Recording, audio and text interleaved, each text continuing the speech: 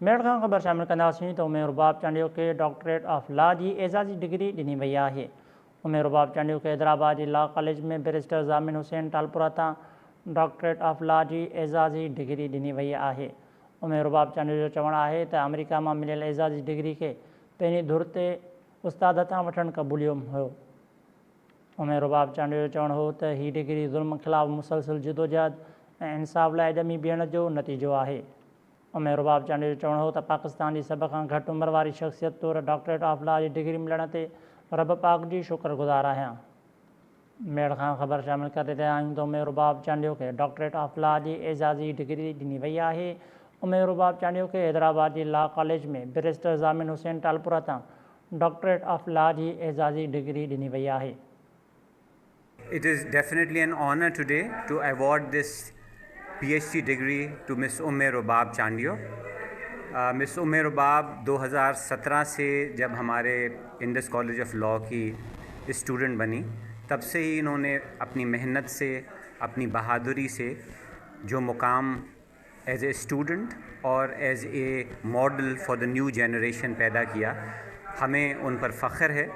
और हम चाहते हैं कि हमारी आने वाली जनरेशन की बेटियां उनसे सबक सीखें, ताकि वो अपने आप को प्रूव कर सकें कि इस माशरे के अंदर जितनी नाइंसाफ़ियाँ हैं उनका हम मुकाबला कर सकते हैं अगर हम गैर मुतज़लज़िल तौर पे विद परसिवरेंस अपने हक़ के लिए कोशिश करें, तो नथिंग इज़ इम्पॉसिबल।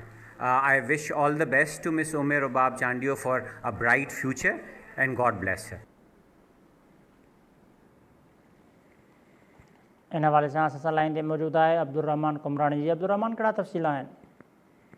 बिल्कुलु, सिंधी न्याणी उमेर रुबाब चांडियो खे हिन डॉक्टरेट जी एज़ाज़ी डिग्री सां नवाज़ियो वियो आहे। सिंधी न्याणी मुसनफ़ आज़ाद इनकलाब जी जेका पाकिस्तान जी आई, उमेर रुबाब चांडियो खे इंडस लॉ कॉलेज में सीनियर उस्ताद बैरिस्टर ज़ामिन हुसैन टालपुर जे था जेका एज़ाज़ी डॉक्टरेट जी डिग्री सां नवाज़ियो आहे।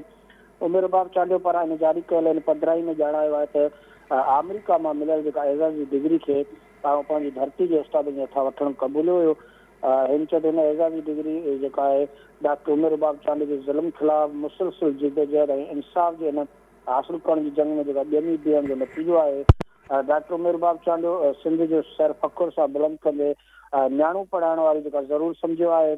उमेर रुबाब चांडियो जो चवणो हुयो त पाकिस्तान जी सभ खां घटि उमिरि शख़्सियत तौरु Indus college of law Hyderabad मां जेका डॉक्टरेट जी डिग्री मिलण ते रब जी शुक्रगुज़ार आहियां। हिन इहो चयो आहे त इहो मैसेज ॾिनुसि सिंध जे माण्हुनि खे त हू पंहिंजे नियाणियुनि खे पढ़ाइनि ऐं हुनजी तइलीम खे अॻिते वधाइनि, जीअं हू अहिड़ियूं डिग्रियूं हासिलु करे सघनि।